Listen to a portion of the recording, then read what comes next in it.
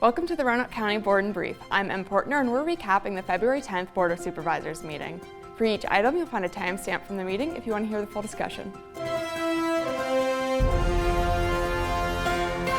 The 2 p.m. meeting began with County Attorney Peter Lubeck adding 2 items to new business on the agenda. Next, the board recognized Roanoke County snow removal team members for their work during the recent winter storms. Their efforts ensured that emergency and public safety services could remain fully operational throughout the storm. Then, County Administrator Richard Kaywood briefed the board on the real estate assessment process. Virginia requires real estate to be assessed at 100% of fair market value. The county employs in-house appraisers who are very familiar with the neighborhoods, but the value of homes is ultimately determined by the market. If citizens have concerns about their real estate valuation, more information can be found online on how to contest it. In new business, there is a resolution authorizing the use of competitive negotiation for professional services related to renovations at the Hollins Fire Station.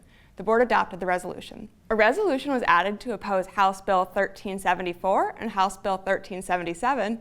Both bills could affect the operation and governance of the Virginia Military Institute. The board voted to approve the resolution. Next, there is an emergency ordinance to extend the filing deadline for tangible personal property payments to February 17th from February 1st, due to delays amid the snowstorm. The board approved the emergency ordinance. The board then approved the first reading of an ordinance authorizing the temporary relocations of Hollins District Precinct 206 polling place amid the renovations to the Hollins Library. The board approved the first reading, and the second reading is scheduled for February 24th. The board then approved the consent agenda without discussion.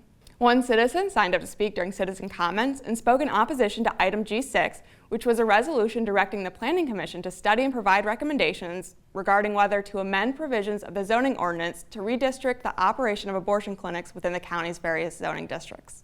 The board then approved the reports without discussion. The board meeting wrapped with the supervisors giving their reports. Several board members talked about their recent trips to Richmond to meet with state representatives and advocate for the county's legislative agenda.